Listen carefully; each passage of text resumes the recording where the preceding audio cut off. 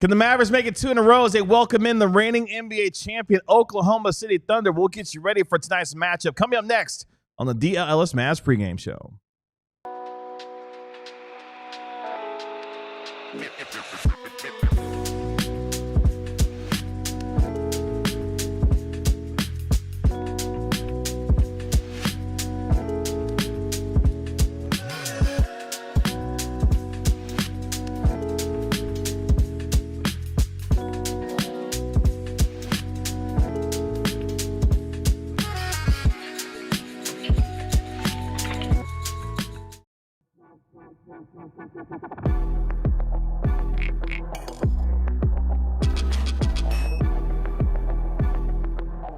Welcome to the DLLS Mavs pregame show powered by Michelob Ultra. Cheer on your team with Michelob Ultra at 2.6 carbs and 95 calories. It's a superior smooth taste worth playing for. Michelob Ultra, official beer sponsor of the NBA. Kevin Gray alongside our Mavs analyst Bobby Curlo. We are DLLS Mavs, your favorite guys, cover your favorite team, especially on game 4 of the young NBA season for some Monday Night Hoops at the American Airlines Center. Appreciate all of you hanging out with us here on our pregame shows. The Mavericks take on the reigning NBA champion Oklahoma City Thunder on a second night of a back-to-back as they continue their season-long 5-game homestand. We'll let you know who's in, who's out. We'll focus in on our Mavericks player spotlight a little bit later on in our show as well. Plus, welcome in our DLLS Mavs beat writer Ron Harrod Jr. live from the American Airlines Center. But it's good to have my guy Bobby Curlo back in studio after missing last night's game. Back here with us. Bobby, what's going on? How we feeling?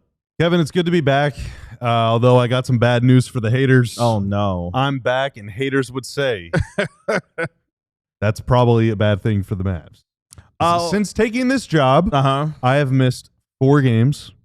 The Mavs are 3-1 in those games. Wow. Well, I guess we need to make a national Tim alert, because Tim was good enough to join us last night on our post-game show. Shout out to him. He is at the American Airlines. Can I get his job and his salary? You have to talk to him about that. You're kind of the boss around Tim, hit me up. Let's get into it here on this Monday night. Shout out to our guy Tanner, making us look good and sound good as always on this Monday night. Tanner is eating an apple, so I won't ask him how he's doing because he's got a mouthful of apple right now.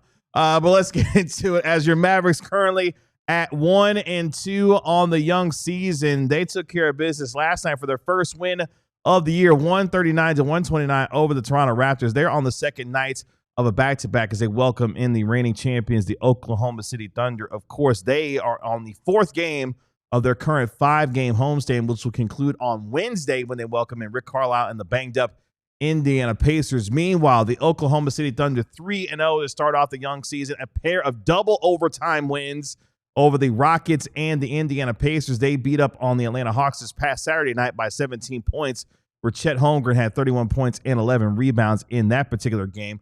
Thunder, they're also on the first night of a back-to-back as well. They'll be on the road tonight here in Dallas, and they'll be back at home tomorrow to take on the Sacramento Kings, which begins a 3-game homestand for them as they continue to defend their NBA championship. We've seen some incredible scoring performances so far. Gilgeous-Alexander at the top of that, leading the NBA in scoring, averaging an even 40 points per game so far through the first 3 games of the year. That gets us to the Corellustrator scouting report on this Monday night, as not only are the Thunder terrific offensively, but we know from last year, arguably the best defense in the league as well. Yeah, they're really good. Now, they've been playing without Caruso. They've been missing Isaiah Joe. Obviously, Joe is more known as a shooter than a defender, but that's still 2 guards. But I regret to inform you the Thunder have found another one. AJ Mitchell has just been really, really good. But I am talking about their defense right now, and this relates more to the Mavs almost than it does to the Thunder. So I posted this on the Bird earlier today. The Mavs coming into this game, right? So through 3 games have been pressured full court 112 times. All right, that's 4th most in the NBA. In those 112 possessions, they have turned it over 17 times, which is roughly 1 out of every 6 times that's happened. Now, that includes you get the ball across midcourt, you run your play, and you turn it over to later. But they've often turned it over literally just trying to bring the ball up the floor. And that's really not good, you know, and that has led back to that goes back to all the they need to play a point guard conversations that we've had. Well, last night against the Raptors, they pressured the Mavs full court 15 times with D'Angelo Russell off the floor, and the Mavs turned it over 3 of those times. With D'Angelo Russell on the floor, the Raptors picked them up full court 26 times. The Mavs turned it over 0 times, not a single giveaway. So it does actually do wonders for your offense whenever you play guys that can dribble the ball. And that's super important against a team like the Thunder in particular, because even without Caruso, they got a lot of guys that will get into you and force you to cough it up. Cason Wallace, who's my personal hero. I love that guy. Lou Dort, obviously. I imagine that Lou will be the one guarding Coop. I would imagine he'll get the first crack at Cooper Flagg. Yeah, and that's going to be tough. That's going to be really tough for Coop. And then also Shea, who, despite scoring a gazillion points per game, is also a pretty high-level defender. Forces a lot of turnovers. I mean, these guys are, even though they're not very tall, they're very long. They have long wingspans, really good instincts. And the Thunder have other guys, too, that'll make you have to think twice about pounding the rock. But, this season, the Thunder, in 84 possessions, pressing teams full court, have forced 14 turnovers, which is a shade under 5 per game. So, they're going to try and force the Mavs to make mistakes. And the Mavs don't want that reputation, right? You don't want to be known as the team that will cough it up if you press them, if you get into them. And so I think it's really important that whether it's D'Lo or Nembhard or Jaden Hardy or Najee Marshall or Cooper Flagg, whoever the kind of the primary ball handler, play initiator is, you got to take care of the ball, because the Thunder will make you pay, and they're going to try and force you to turn it over as often as possible. They love to get up and down in transition, forcing you into turnovers and then scoring off of those turnovers. We'll get to that a little bit here in just a moment. Thunder 3-0, 2-0 away from OKC this year. They're 9.5-point favorites tonight with the over-under at 226.5 with tip-off. Say 9.5? 9.5-point favorite tonight. God. Yeah, it's increased as the day has gone on. We'll get to the reasons why here in a little bit as well. But the game will tip off at 7:30 p.m. If you're going to be watching the game, you can watch it on KFAA Channel 29 or on NBA TV if you're out of market as well. That gets us to our lead story going into tonight's game. We focus in on the rookie sensation Cooper Flagg, who last night had a fantastic game, especially in that third quarter. 22 points last night, his first 20-point game of his NBA career as a scorer and as a playmaker. Really made it happen, sparking what was a 13-0 run. Mavericks were down by 3, wound up being a +10 after Cooper Flagg helped initiate that run, where he scored or assisted on 9 of those 13 points during that run and really got the crowd into it with his poster on Sandro Mamakhalishvili in the open floor, where he climbed the mountain, Devin Harris, and punched one on the Toronto Raptor. D'Angelo Russell, talked about what that meant, not only for sparking the crowd, but more importantly, Cooper Flagg's ability to handle and put pressure on teams in short bursts, and what he was able to do last night to help spark a win for your Dallas Mavericks. Here's what D'Angelo Russell had to say after last night's game about Cooper Flagg. I think that's his special power. Everybody wants him to, put up Kevin Durant numbers, but he's relentless. He's nonstop. His motor's nonstop, offensively, defensively. When he's doing that on top of him making shots and being a great basketball player, it's just a cherry on the top. And he was relentless, especially in that third period. We saw a glimpse of that in the Washington game, where he scored 11 of what was his 19 points in that game, trying to will the Mavericks in that game to come back against Washington. That third quarter, he was special, though, whether it was his ability to finish in the open floor, his passing. He was able to find Derek Lively for a dunk. He was able to find Anthony Davis off of a nice pick and roll for a lob and for a dunk as well. He did a little bit of everything, but more importantly, you saw the athleticism and his ability to finish in the open floor, electrifying the crowd last night. Yeah, he's really good in transition, and the Mavs as a team are pretty good in transition. It's very hard to turn it over in transition, so you're not facing ball pressure. So those worries are out the window, and oftentimes any passes you make are going to be pretty easy. And so in the open floor is where they can kind of erase those ball handling, playmaking deficiencies that have haunted them against pressure and in half-court situations. And plus, they got a lot of size. They got a lot of athletes and all that stuff. But it's really been the case, I think, through all 3 regular season games, and then also even in some of the preseason games, too. As the game goes on, you can just visually see Coop just get more comfortable and get a little more confident, especially once a couple jump shots go in. Then he's pulling up for 3, which is, it's kind of funny because guys like Steph and Luka, we've seen so many times, they'll come right out of the gates just bombing 30-footers. Coop kind of takes a little bit to get warmed up, but that's fine. And eventually it could get to the point where, right out of the gate, he's just trying hard stuff, but if he's got to ease into it, then that's totally cool. That you can count on him in the second half. And it does feel like in the first quarter, the Mavs play through Klay a little more. They've played through PJ a little bit early in games. AD obviously does a lot of stuff as well. And so everyone kind of takes their turn sort of being the lead. But yeah, I mean, in the open floor, the Mavs are pretty electric, and Coop really leads that charge. The word I'll use for Cooper Flagg is patience. He allows the game to come to him, picks his spots, and then decides to enforce his will on games. You saw that in that third quarter in a big way to help the Mavericks get their first win of the season. Of course, the Oklahoma City Thunder, your visitors tonight, visiting your Dallas Mavericks, led by Gilgeous-Alexander, the reigning NBA's MVP, averaging 40 points per game. Already has a 55-point game so far this year, and not only leads the NBA in overall scoring average, but also in total points, already 120 points so far the first 3 games of the season. Isaiah Hartenstein going to be cleaning up the glass for OKC, averaging nearly 11 rebounds per contest, in fact, 10.7 boards per contest. He'll be opposed by Anthony Davis, who so far this year, 3 double-doubles to start off his year, averaging over 24 points per game, 12 rebounds, which is 5th in the NBA, averaging nearly 3 assists while shooting 49% from the field, as he has been a force in the middle so far. He'll need to be that tonight, especially with the Mavericks being shorthanded. Meanwhile, PJ Washington off to a fantastic start, averaging over 17 points per game, shooting over 50% from the field and nearly 46% from 3 so far this year. PJ off to a fantastic start for your Dallas Mavericks, arguably the most consistent one first few games of the season. He was really good against Toronto last night, too. Yes, really good against Toronto last night, and they'll look for more of that tonight, taking on the Thunder, where we know he loves playing the Oklahoma City Thunder. We saw PJ Oklahoma last year in that 27-point, 17-rebound effort on the road against OKC. We know what PJ likes to do when he sees OKC, and that's go ham on the Thunder every time he sees them on the other side of the floor. This is a team in Oklahoma City, though, that loves to turn you over and score in transition. In fact, they're scoring 26 points per game so far this young season off your opponent's turnovers. So if you gotta protect the ball against OKC, because if you don't, that will not only turn you over, but they will convert on the other end and make things a lot easier for themselves when it comes to their transition buckets.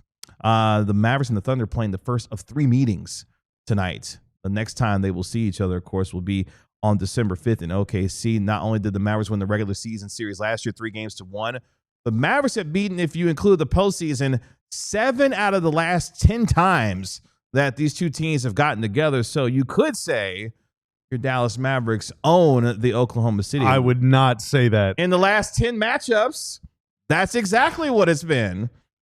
The numbers don't lie here. I hope that doesn't come back to haunt you in like 3 hours. I already said that the Thunder were a 9.5-point favorite, so I've already put that out there. So if they, I'm covered. I see why. Either way. That's right. Exactly. Yeah. I'm good here. We're good on this side over here. But of course, for Mavericks, they're looking to see more of the same from not only PJ Washington but the Mavericks. But they'll be a little shorthanded. We'll get to how they will be here in just a moment. Before we get there, we want to help you win some money with Prize Picks before we get our guy Ron Harrod Jr. live from the American Airlines Center with Jason Kidd's pregame thoughts as well. But let's help you out with Prize Picks. Yeah, KG, so I'm learning. Last night, I actually made a Prize Picks play and went with the flex play. Look at you. Yeah, so I'm adapting. I mentioned that too. I mentioned that during the postgame. I'm adapting, and I did hit the flex play. So we're doing well. And so tonight I'm going back to the flex play well.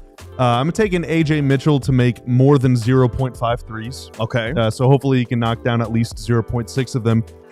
Max Christie, more than 6.5 points. I think Max has looked pretty good, and I think he's earning himself more minutes, especially in a game like tonight. If the Thunder go reasonably small at all, depending on how limited, if Chet's limited at all, then maybe Max could get even more minutes. And then without some of the bigs, I think there might be more rebounds available. So Cooper Flagg, more than 22.5 points plus rebounds plus assists. I like it. And then PJ Oklahoma, more than 19.5 points plus rebounds. I like it. So that is my 4-pick flex play. $5 pays $15. If you want to play along, download Prize Picks. Use code DLLS to get $50 in free plays after your first $5 play. I like your picks there, especially the Max Christie pick to click there because he has been on fire. We'll let you know. Yeah, and they got like little devil emojis, Mm-hmm. and 6.5 is like the lowest for Max. I think it defaults to like 9.5 or 10.5. So Yeah. people are starting to learn how good Max Christie is. But I decided to make it as easy as possible. I just want to take the pressure off him. I like it. We'll see what he does tonight against Oklahoma City. Let's go out to the American Airlines Center and welcome in our DLLS Mavs beat writer. He knows sports. He is Ron Harrod Jr. Ron, what's going on? Doing good. How are you doing, gentlemen? Doing well. Ready for some Monday night hoops at the AAC as the Mavericks welcome in their toughest test of the early portion of the year with the reigning NBA champions. What did Jason Kidd have to say about tonight's matchup? Yeah, so he said that Derek Lively is officially out, as you all have probably discussed. It seemed like there's some type of knee injury. He didn't really get into what type of injury it was, but he did say it was day to day. He wouldn't kind of, give if he'll play next game. He just said he was day to day. So I asked a follow-up question about D'Angelo Russell. Does that mean we'll see more minutes for D'Lo? And he said that D'Lo played already a lot of minutes last game. He looks to keep him around the 29-ish minutes that he played last game. But if he does play well, then he'll stay on the court longer. So he didn't name D'Lo a starter, but it seemed like at least if D'Lo is not the starter, that he'll be playing a lot of minutes. Well, D'Angelo Russell certainly earned it. He'll be the focus of our Mavericks player spotlight here in just a moment. You started to mention when it comes to the injury report. We'll start with the visitors in the Oklahoma City Thunder. A little bit of a lengthy one for them. Alex Caruso, he remains out as he is in concussion protocol, so he will not be available. Chet Holmgren, though, is available tonight. He was questionable coming into tonight's game with low back soreness. He is good to go. Isaiah Joe, he is out tonight with the left knee contusion. Jalen Williams, J-Dub, continues to recover from that right wrist surgery, so he'll be out tonight. And Kenrich Williams is also out tonight as he recovers from his left knee surgery. So many guys. It's the fourth game of the year. Yeah. Why is it like Crazy. this? Yeah, it's unfortunate because even Anthony Edwards is going to be missing the next couple of weeks with a hamstring injury we found out earlier today for the Minnesota Timberwolves. So big loss for them in the early portion of the year. For the Dallas Mavericks, Daniel Gafford, he remains out tonight with the right ankle sprain. He missed his fourth straight game to start the season with that ankle sprain. Derek Lively II, as Ron mentioned, is out tonight with a right knee contusion. Brandon Williams misses his second straight game due to personal reasons. He is out. Of course, Kyrie Irving and Dante Exum remain out for your Dallas Mavericks. So Mavericks going to be shorthanded in the front court, which means a lot of AD at the 5 tonight for those who love to see the big man in the middle. A lot of minutes for AD at the 5 tonight, it looks like. Yeah, I'm interested to kind of see what happens if that lineup somehow ends up winning them this game. If more spacing and more shooting and a faster team, can help you beat the best team in the NBA, the reigning champions, you should probably go to that lineup more, I would assume. So I think it should be very interesting if that lineup, has a lot of success and if they prove that the offense is just as good, well, hopefully better than the previous offense besides last game. And then if the defense is around the same, I think that's a very interesting conversation that the Mavericks are going to have. Yeah, I just watched the Raptors game just now before pregame. That was my first time seeing it, but I already knew the result. So I was just, watching it like a computer would. And anecdotally, at least, it seemed like whenever it was only AD, not AD and Lively, or whenever it was Lively with no AD, right? Just one big. There was a lot more space for guys to cut into. There was a lot more attacking the basket. And then last night, as a result, the Mavs in 65 possessions, when they got the ball in the paint, they scored more than 1.5 points per possession, which is really, really freaking good. It's really good. The Raptors also played pretty small for a lot of the game because Pirtle was in foul trouble. And the Mavs ate them up, especially in the second half. And so if they can do the big, tall, strong thing against the Thunder tonight, I think they have a chance. And we'll see what happens. Chet Holmgren. I was saying I saw Chet Holmgren warming up. Being that the Mavs have basically got the three like skinny diets of the other, like you have Wemby and then you have Diet Wemby and Chet Holmgren, then you have Diet Chet Holmgren and Alex Sarr. So the Mavs have kind of seen all of this archetype throughout the NBA, which I think is very interesting. So if they do, they kind of all play in a somewhat similar way, even though I would say all of them are kind of they've all have improved going into this season. Chet Holmgren has had a 30-point game already this year. I saw him warming up. I mean, he's one of the best shooters you're going to see at 7 foot tall. I mean, he was like watching a KD warm up. It was very interesting to see someone of his stature be able to shoot the ball well. But Wemby is about 20-ish pounds looking heavier than Chet Holmgren. That was very interesting to see somebody that skinny and that tall.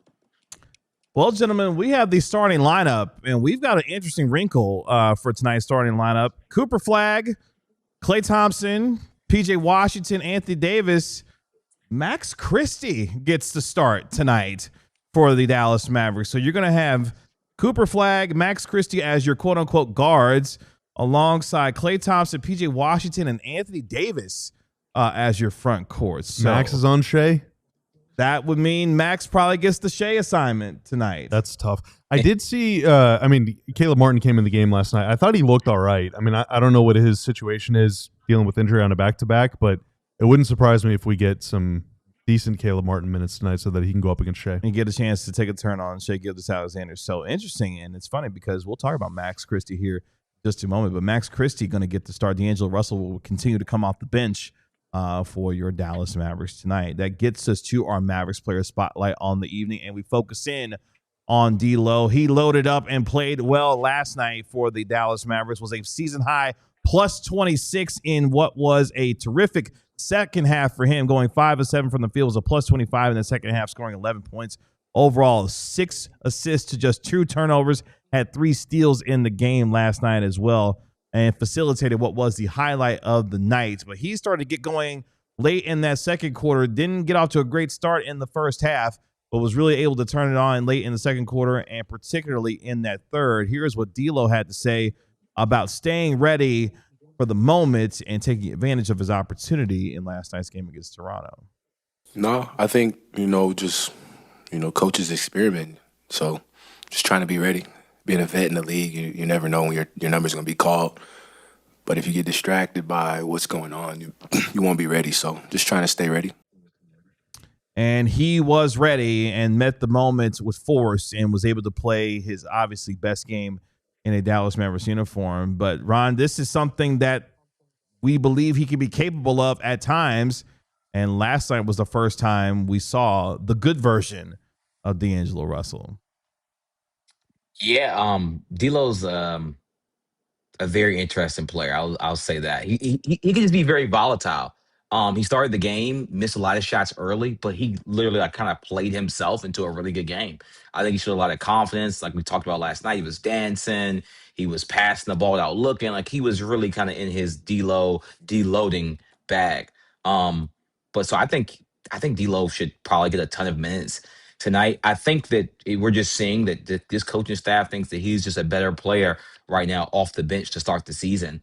He's probably getting his chemistry up with his other teammates, and he also just provides a different type of player off of the bench. So maybe they just look to have that wrinkle, and I wouldn't be surprised if he's your first player off the bench.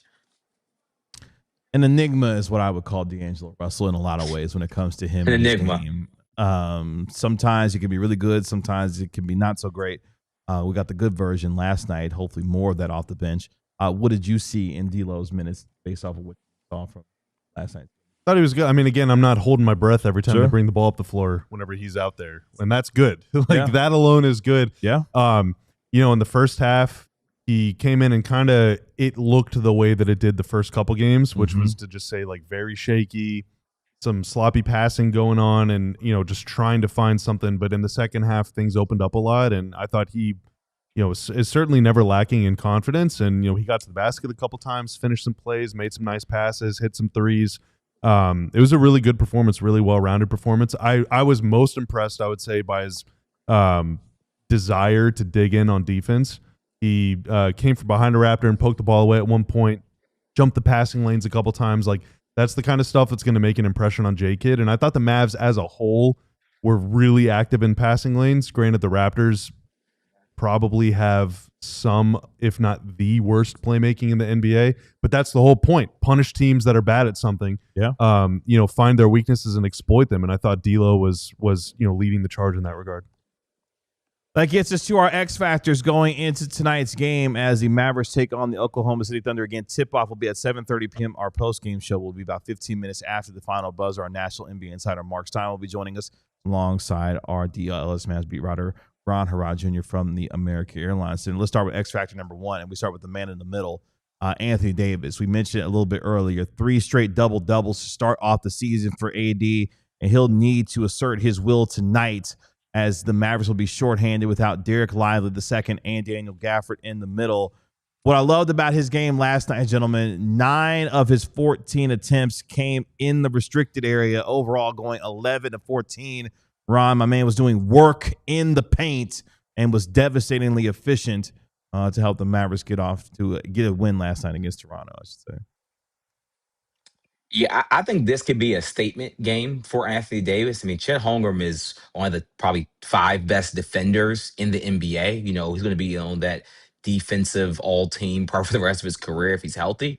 So if you can kind of go into this game and dominate a player like that, they did come into the game, you know, maybe a little injured. If you can dominate a player like that, you can kind of really establish yourself as one of the best, 15 players in the NBA. I thought we saw Anthony Davis really bounce back last game. He looked a lot more confident. He made a lot of the right reads. I think his defense was well. I even was talking to a scout, and he said he thought he was moving well the last 2 games. So I'll let the Mavs fans have their opinion on that. I saw a lot of controversy about that, but it does seem like he's running up and down the court better, and he seems to be a lot more confident when talking to him in the locker room. It looked way better in part again because D'Lo was out there for so long, and some of that is D'Lo had a good game, so being complimentary of him, but also it's just you're playing through a point guard. So for the season, AD is averaging 76 touches and 49 front court touches per game, which is a pretty decent amount. Jokic is going to be up near 100, but that's still a lot for a big. Last night, AD had 56 touches, 33 front court touches, so way below his season averages. Granted, it's only 3 games, but a lot of his touches, a lot of his points came off putbacks or posting up and like getting down low and not being the initiator 25 feet from the rim, where all of a sudden it's going to be bounce bouts between the legs from 19 feet, eating up the entire middle section of the court. Like, no, get off the ball, let the point guard handle it, let Coop come off the screen and figure something out. Like, they were playing through other people and not using him as a hub, and I thought it looked way better. And he was able to be a dominant force inside the paint. To look for more of that tonight from the Dallas Mavericks. That gets us to X Factor number 2, Bobby, and we've started to mention him because he is in the starting lineup. Max Christie gets the opportunity tonight. He's going to continue to let it fly. Jason Kidd wanting him to take more shots, and so far this season, Max Christie 9 of 15 from downtown in the first 3 games of the year, shooting 60% from 3 and 58% overall. Of course, last night had 17 points in 26 minutes, was a plus 17. Max Christie going to get the opportunity not only in the starting lineup, but continue to build on what has been a strong start for him so far this year. Yeah, in his career, he's a 40% corner 3-point shooter. Coming to the Mavs last year, 32.6%. Granted, I think their funky lineups had a lot to do with that. But the year before in LA, so his second season in the league, he was 45% on corner threes, which is really good. And on this team, that's really all he's going to be needing to do. I mean, every now and then, in above the break 3, there was one time they ran a pick and roll with him last night. It did not go anywhere. He doesn't need to spend much time on the ball. Just go out there, spread the floor, attack closeouts, do the simple things on offense, and then on defense dig in. So if he can at least make Shea sweat, I think there's going to be a lot of minutes for him tonight. Kind of reminds me of a former Maverick who used to do that pretty well around here. Which one? Dorian Finney-Smith. Oh, no, Dorian's so much better. No, Dorian my point, is the GOAT. No, my point is like that's what Dorian did. Attack closeouts, knock down quarter threes, and dug in on the defensive end. Just be Reggie Bullock. Yeah. Defend ones, bust your tail, and make corner is threes. In the building too. They did stuff like that. We have the Matrix. Sean Marion is in the building. Was in the tunnel before the game. Good dude. So yeah, don't know if Max Christie is as good of a defender as the Matrix, but if he can do some things against SGA tonight, I think that will help go towards a Mavericks victory. But kind of like Bobby said, I wrote about that in my article last night. By him just being in the corner, every time D'Lo came around a pick or anytime Anthony was in the dunker spot, they would just throw it to either one of the corners, him or PJ Washington. And that just unlocks the offense so much. It's so key to today's NBA. It's almost the corner 3 just provides so much spacing. And if you're not able to make that, the court shrinks so much. So by him just being so hot shooting from right there right now, it helped the Mavs offense kind of flourish last night. So if he can do that again today, which OKC will give up that corner three. This is why PJ Washington went off in the conference finals against the Oklahoma City Thunder. They were letting PJ Washington essentially shoot that corner three. If they go with that strategy again tonight, that Max Christie role is even more important.